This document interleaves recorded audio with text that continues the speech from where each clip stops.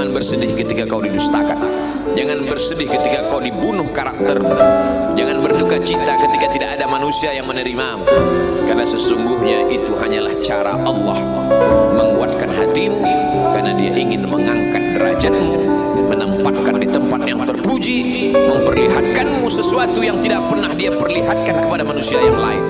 Dia buat hatimu hancur berkeping agar tidak lagi ada tempat makhluk dalam hatimu. Yang ada hanya Allah semata.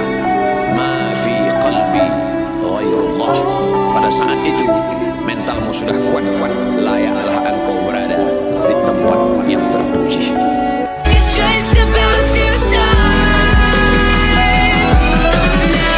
Dia nggak bayar apapun, nggak sumbangin apapun, nggak donasi apapun, cuma network doang. Yang lain misalnya bentuknya repost di sosial media, dia nge-repost. Alhamdulillah nih bagus nih boosternya, di-repost sama dia.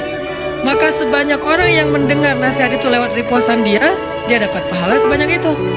Kalau ini kemudian gara-gara di-repost akhirnya ada efek viral, karena dia repost kan repost itu jadi nggak ketahan ya, bisa banyak banget kan, nggak kebendung gitu. Maka semua yang repost itu dia dapat pahala tanpa dia sadari, amal jariah ngalir terus menerus kepada dia, passive income banget. Nah itu baru freedom spiritual. Kenapa freedom spiritual? Dia nggak beramal, tapi pahalanya ngalir. Kalau Anda sedang punya persoalan yang anggap Anda kecewa, jangan larut dalam kekecewaan. Perangi perasaan yang tidak baik. Boleh jadi yang Anda anggap tidak suka, ada kebaikan di dalamnya. Yang Anda kejar-kejar justru ada hal yang tidak baik di dalamnya. Kenapa? Karena Allah tahu masa depan Anda tidak bisa baca masa depan. Ini yang baik di masa depan Anda.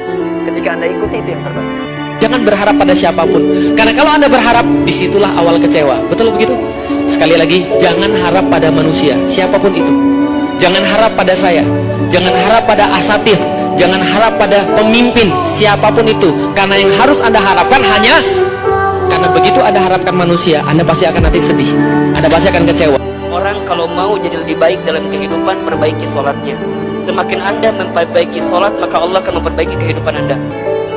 Semakin antum menjaga sholat, maka Allah akan menjaga kehidupan Anda.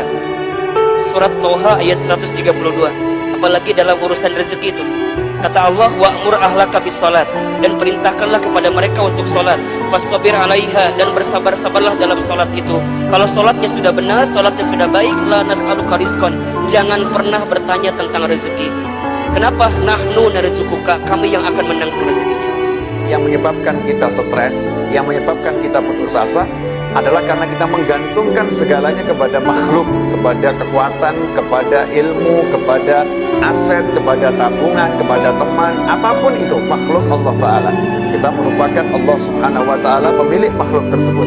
Sedangkan Allah telah mengajarkan kalau kita ingin lepas dari semua kesusahan, maka sejak awal mintalah tolong kepada Allah, bergantunglah kepada Allah, jangan lepas dari Allah Subhanahu Wa Ta'ala. Tidak ada yang tidak mungkin, tidak ada yang mustahil, semuanya bisa dengan izin dan pertolongan Allah Subhanahu Wa Ta'ala.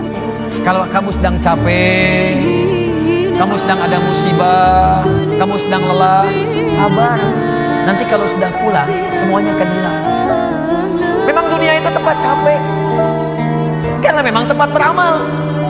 Sholat di dunia, kerja di dunia, puasa di dunia, baca Quran di dunia. Kenapa kita kerjakan? Supaya cari bekal untuk pulang ke akhirat. Nanti kata Allah kalau sudah pulang, semuanya akan hilang. Ini tenang aja teman-teman. Capek cuma sebentar. Capek cuma sebentar.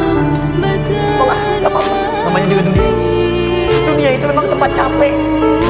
Kalau nggak mau capek, ya pulang.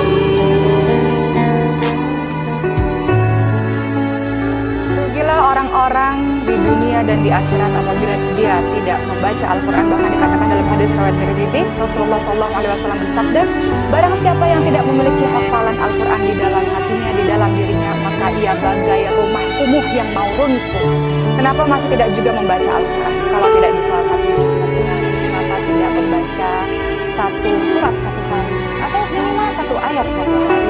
Bahkan kalau kita juga tidak bisa membaca satu ayat satu hari, cukup pandangi Al-Quran dan kemudian berkata pada Allah, ya Allah, kenapa hati ini keras sekali dan sombong sekali sehingga aku seakan-akan tidak membaca Al-Quran?